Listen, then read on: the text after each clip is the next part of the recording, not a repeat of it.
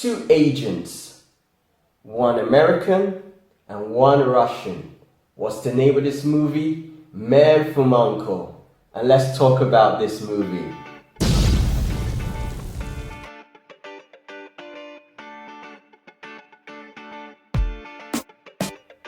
Hello, welcome to Showtime. Today we're going to talk about the movie directed by Guy Ritchie, Man from U.N.C.L.E. And Guy Ritchie is famous for directing Snatch. You may know this movie, it's got Brad Pitt in it. And also he directed the two Sherlock Holmes movies.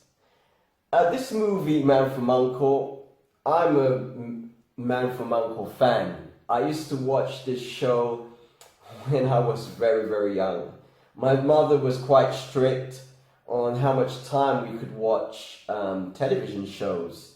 So we had Star Trek, the original series, Man from U.N.C.L.E., Doctor Who, Space 1999, and that was more or less the time and the shows that we could watch, that we were allowed to watch.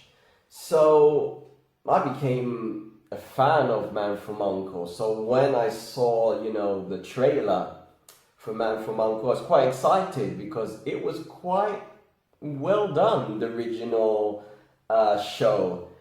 And I saw that Henry Cavill was in this movie, and you may know him from Man of Steel and Armie Hammer. And he was in the Social Network, the Facebook movie. So Henry Cavill, he plays Napoleon Solo, and Armie Hammer, he plays Karyaki, the Russian agent. So I started watching this movie, and I didn't expect anything. I didn't expect it to be like the original TV series. I thought that they would take the original source material and build on it, and also having a director like, Guy Ritchie attached to this project, I was sure that, this movie was going to be at least filmed in a wonderful, elegant, flamboyant way. So that's what I expected, at least. So I was very humble watching this movie, and I like the opening of this film. I liked it very much. And there's going to be a spoiler here. So this opening in West Germany, East Germany, and getting an agent, I think she is, to defect to the West. I like this. I like the sequence, the car sequence, and also in this element of the Cold War and how it was, how Russia didn't trust America, and America didn't trust Russia. So this was a great element. I really enjoyed this about the story. And there was this private criminal organization which have a dirty bomb, a nuclear weapon, and they have to get back. They have to join forces.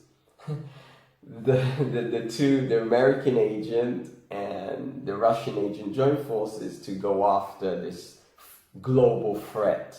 But my issue with the movie was not the directing or the acting. My issue was I just didn't feel threatened by this criminal element, this mastermind. I wasn't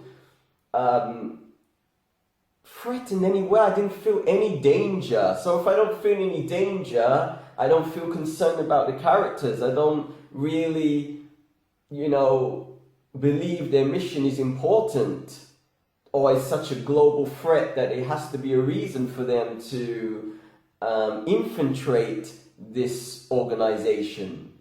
Apart from that, I did get the feeling of being transported to the 60s. I did, and I really enjoyed when they were in Italy and Rome. This really convinced me. I was really convinced. Also, it was nice to watch a movie where they didn't just speak English. There's many long sections of the movie which is really realistic. When you go to Italy, especially in the 60s, you know, not everybody's going to be speaking English. There's going to be people who's going to be speaking German or, you know, Italian. And I speak Italian, so it was really nice to watch a movie switch from English to Italian. And I really like this. I really like this because in some movies, it's so unrealistic that you're traveling all around the world and everybody speaks perfect English. That's so unrealistic.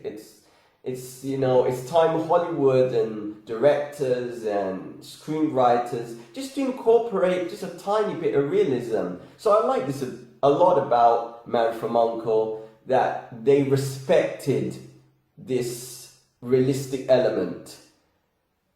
The fight scenes, I enjoyed. The way it was shot was wonderful. There's when you watch the movie, there's a scene you will remember this scene. It's in the hotel room. I won't give you too much spoilers, but there's a dance that goes on, and I found this dance very, very. It was so well acted, and I really enjoyed it. But I don't want to go too much into it because I still believe that I still want you to watch the movie and then come back here, and then you know you will understand what I'm talking about. But this type of film is not the type of film that the way it was made and produced is something you put in the cinema. Now, a lot of people said it was a global flop. Just because a film is a flop doesn't mean it's a bad movie. It doesn't mean it could be the marketing problems. It could be just it was at the wrong time for this movie. So for me, this movie, it was just not enjoyable because it was a flop, because I like to have my own, I like to judge a movie for myself, not what the media is saying about it or what journalists are paid to say about it. I like to have a fair opinion and give an opinion which is very, very balanced. This is a good movie, but a good movie to watch on a cable network, to watch on Sky or Netflix. It's not a movie that I personally would pay to go to the cinema to watch, but that doesn't mean that it doesn't hit its target. It's a good movie for what it is. It's a spy action suspense movie. Just that it's just lacking on that threat. I just didn't feel the threat was a threat. So that unravels the plot a lot for me. But for the rest of this movie, it is a thumbs up. It's an entertaining movie. You will like it. It's not a James Bond movie, it's not a Mission Impossible movie, but for me, that grew up watching the show, and it was different to the TV show. It was different. I like that. But it was just lacking in that. And if you want to make this movie, and any movie like this where you have a secret organization or you have the bad guys, you got to feel concerned. You got to see that, wow, these guys are really going to be in danger because this organization or this kingpin is really dangerous, ruthless. So I would give this movie a 6 out of 10, but it doesn't mean this movie you would not enjoy it. So guys, if you like this video, please give me a thumbs up down below, subscribe to this channel, and I will see you very, very, very soon. Take care, have a nice day, have a nice evening, and keep watching these movies. See you soon on Showtime, and let's talk about movies. Bye-bye.